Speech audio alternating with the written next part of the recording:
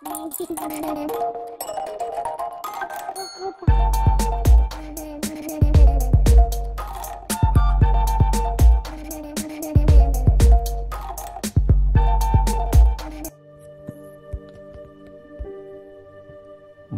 শ্রেষ্ঠ গল্প, মানুষের মন। নরেশ ও পরেশ দুইজনে সহোদর ভাই, কিন্তু এক বৃন্তে দুইটি ফুল, এ উপমা ইহাদের সম্বন্ধে খাটে না। আকৃতি ও প্রকৃতি উভয় দিক দিয়া ইহাদের মিলের অপেক্ষা অমিলই বেশি। নরেশের চেহারার মোটামুটি বর্ণনাটা এইরূপ: শ্যামবর্ণ, দীর্ঘ দেহ, খোঁচা খোঁচা চিরুনি সম্পর্ক বিরহিত চুল, গোলাকার মুখ এবং সেই মুখে একজোড়া বুদ্ধিদীপ্ত চক্ষু, একজোড়া নেউলের লেজের মতো পুষ্ট গোঁফ এবং একটি শুকাগ্র শুকচঞ্চু নাসা।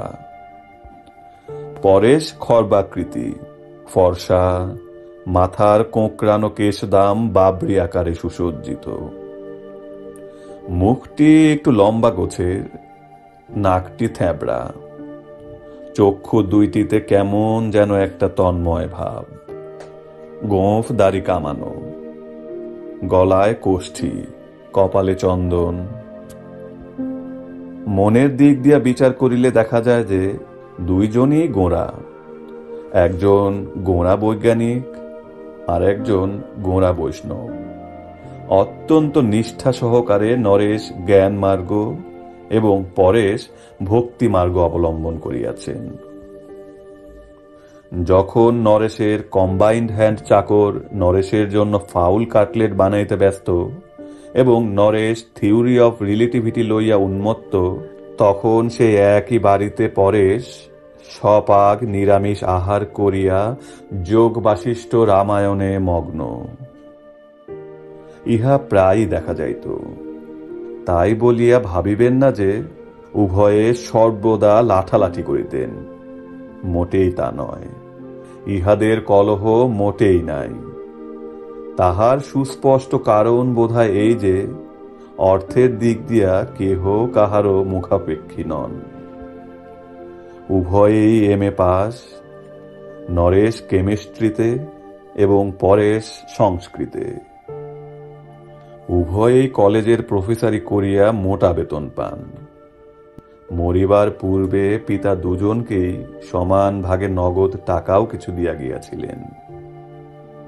যে বাড়িতে ইহারা বাস করিতেন ইহাও পৈতৃক সম্পত্তি।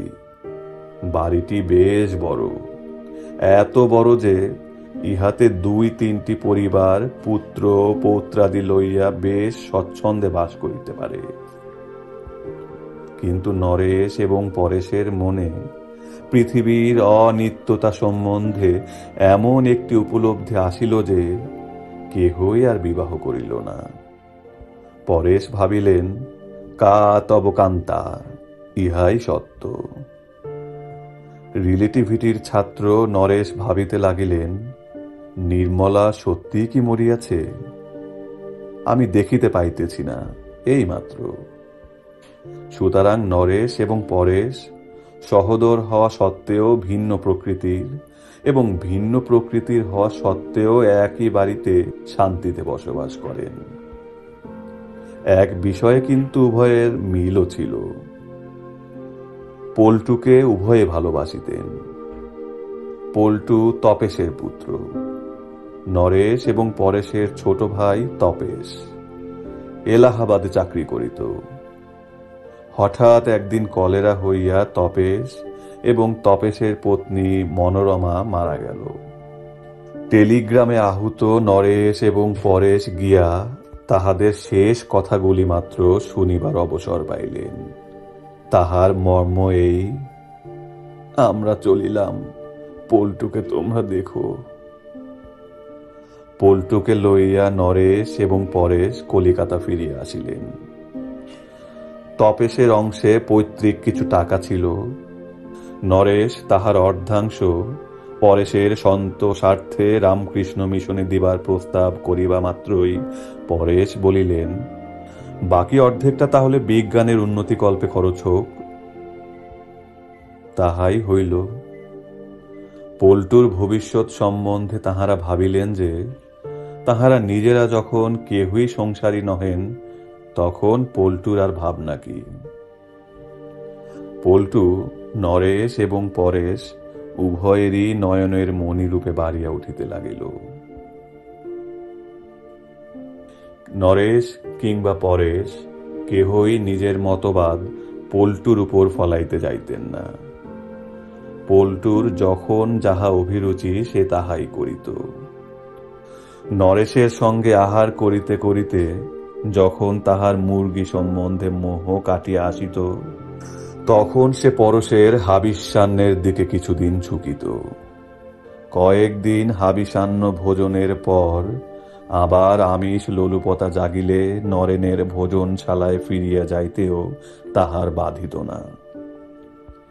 নরেশ এবং পরেশ উভয়েই তাহাকে কোনো নির্দিষ্ট বাঁধনে বাঁধিতে চাহিতেন না, যদিও দুজনেই মনে মনে আশা করিতেন যে বড় হইয়া পল্টু তাহার আদর্শকেই বরণ করিবে। পল্টুর বয়স 16 বৎসর, এইবার ম্যাট্রিক দিবে। সুন্দর স্বাস্থ্য, ধপধপে ফর্সা গায়ের রং, আয়ত চক্ষু। নরেশ এবং পরেশ দুইজনেই সর্বান্তকরণে পল্টুকে ভালোবাসিতেন। এ বিষয়ে উভয়ের কিছুমাত্র অমিল ছিল না। এই পল্টু একদিন অসুখে পড়িল। নরেশ এবং পরেশ চিন্তিত হইলেন।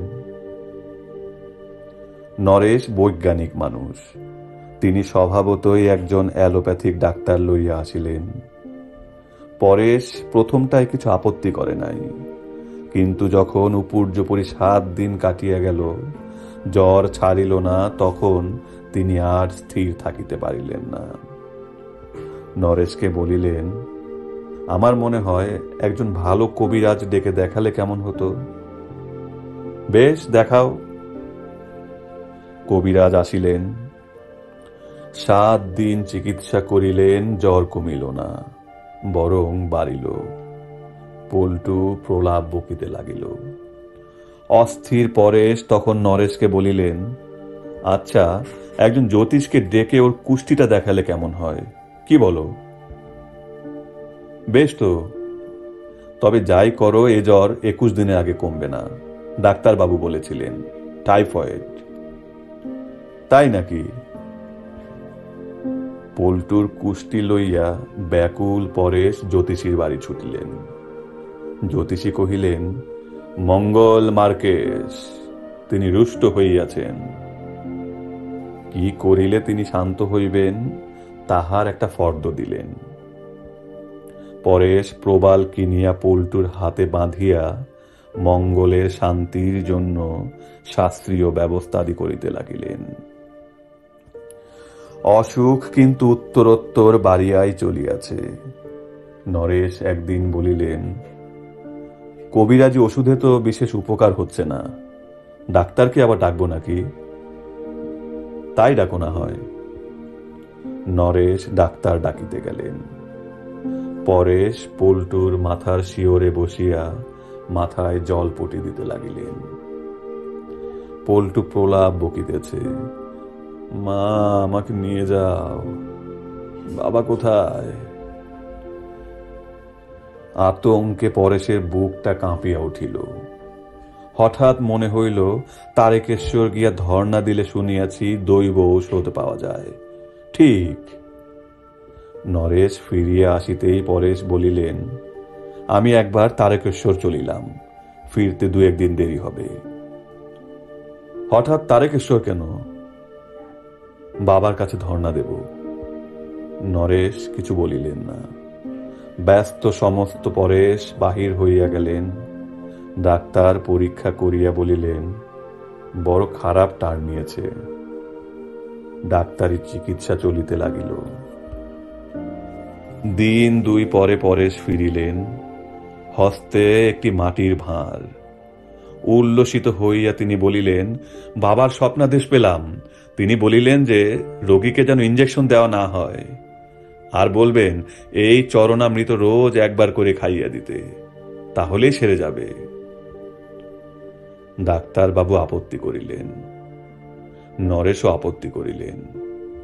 টাইফয়েড রোগীকে ফুল, বেলপাতা, পচা জল কিছুতেই খাওয়ানো চলিতে পারে না। হতবুদ্ধি পরেশ ভাণ্ড হস্তে চুপ করিয়া দাঁড়াইয়া রহিলেন। আসলে কিন্তু ব্যাপার দাঁড়াইল অন্যরূপ। পরেশের অগোচরে পল্টুকে ডাক্তারবাবু যথাবিধি ইঞ্জেকশন দিতে লাগিলেন এবং ইহাদের অগোচরে পরেশ লুকাইয়া পল্টুকে প্রত্যহ একটু চরণামৃত পান করাইতে লাগিলেন। কয়েকদিন চলিল, রোগের কিন্তু উপশম নাই। গভীর রাত্রি, হঠাৎ নরেশ পাশের ঘরে গিয়া পরেশকে জাগাইলেন। ডাক্তারবাবুকে একবার খবর দেওয়া দরকার, পল্টু কেমন যেন করছে। হ্যাঁ, বলো কি? পল্টুর তখন শ্বাস উঠিয়াছে। উন্মাদের মতো পরেশ ছুটিয়া নিচে নামিয়া গেলেন ডাক্তারকে ফোন করিতে। তাহার গলার স্বর শোনা যাইতে লাগিল। হ্যালো, শুনছেন ডাক্তারবাবু? হ্যালো, হ্যাঁ হ্যাঁ, আমার আর ইঞ্জেকশন দিতে আপত্তি নেই, বুঝলেন? হ্যালো, বুঝলেন? আপত্তি নেই, আপনি ইঞ্জেকশন নিয়ে শিগগিরই আসুন, আমার আপত্তি নেই, বুঝলেন? এদিকে নরেশ পাগলের মতো চরণামৃতের ভাঁড়টা পারিয়া চামচে করিয়া খানিকটা চরণামৃত লইয়া পল্টুকে সাধ্য সাধনা করিতেছেন। পল্টু, খাও, খাও তো বাবা, একবার খেয়ে নাও একটু। তাহার হাত থর থর করিয়া কাঁপিতেছে। চরণামৃত কষ বাহিয়া পড়িয়া গেল।